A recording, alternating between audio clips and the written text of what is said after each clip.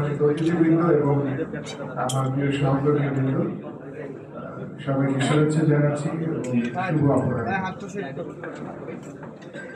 আমি আজকে এই মত বিনিময় সভা শুরু থেকে আপনাদের কথাগুলো খুব মনোযোগ দিয়ে শুনছিলাম এবং এর মধ্যে অনেকের আবেগ অভিযোগ অনেক ছিল, পাশাপাশি বেশ কিছু সাজেশন ছিল যেগুলো আমার মনে হয় যে খুবই মূল্যবান এবং এটা আমাদের বন্ধের অগ্রযাত্রায় খুবই সহায়ক হবে।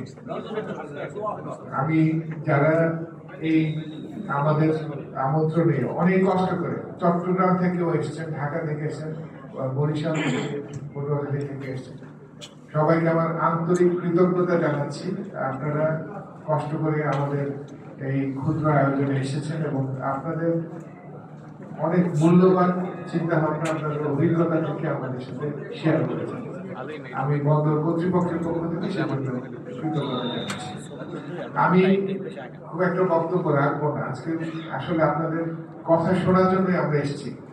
আমার ইচ্ছা ছিল আরো দীর্ঘক্ষণ ধরে শোনা, কিন্তু যেহেতু অনেকে বিভিন্ন দূর থেকে এসছেন, তাদের যাওয়ার ব্যাপারটাও একটা কনসিডার করতে হয়, সেজন্য এটা আমরা এই দুপুরের মধ্যে শেষ করে দেওয়ার জন্য প্ল্যান করেছি। প্রথম যেটা সবচেয়ে বেশি আলোচিত সমালোচিত সেটা হলো ড্রেজিং, এবং এটার সাথে অনেকের নাম আপনারা উল্লেখ করেছেন।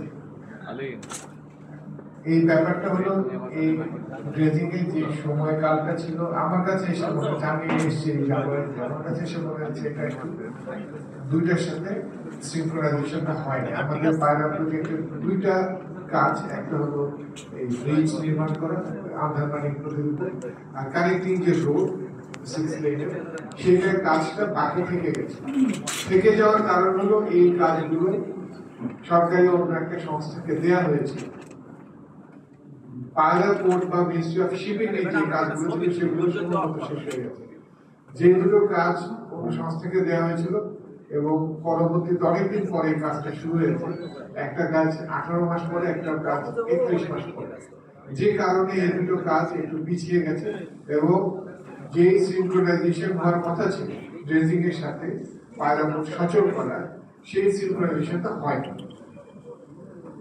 এবং আমরা এখন যত অভিযোগ করছি যে আমার 6,000 কোটি বা সেরকম টাকা পানিতে চলে গেল, কথাটা সম্পূর্ণ মিথ্যাও বলা যায় না, সেটা সম্পূর্ণ কারেক্ট হবে।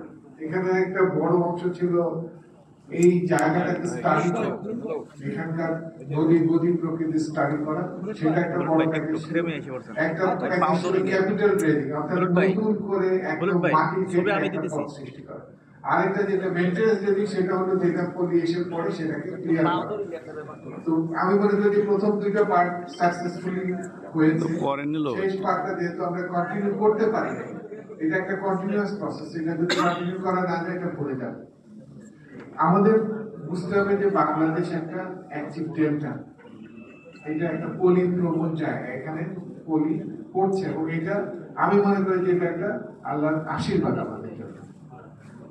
কারণ প্রতি বছর 1 বিলিয়ন টন, 100 কোটি টন পলি বাংলাদেশের নদীগুলোতে আসে, বিশেষ করে জিপিএম যে সিস্টেম, গ্যাঞ্জেস ব্রহ্মপুত্র এন্ড মেঘনা সিস্টেম যেটা বলে, সেটার মাধ্যমে 1 বিলিয়ন টন পলি পড়ে, যার পরিপ্রেক্ষিতে বাংলাদেশ প্রতি বছর 20 স্কয়ার কিলোমিটার করে জায়গা বাড়ছে বাংলাদেশের দক্ষিণ দিকে। এটা আল্লাহর বিরাট এক আশীর্বাদ এই দেশের জন্য।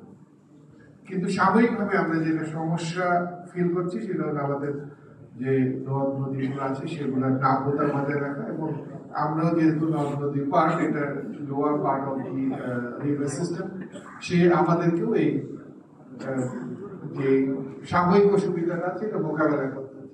এটা যদি করতে হয় তাহলে আমাকে কি করতে হবে? আমাকে দুইটা জিনিস দেখতে হবে, যে এইটা ড্রেজ করা টেকনিক্যালি পসিবল কিনা এবং এটা ফিনান্সিয়ালি ফিজিবল কিনা।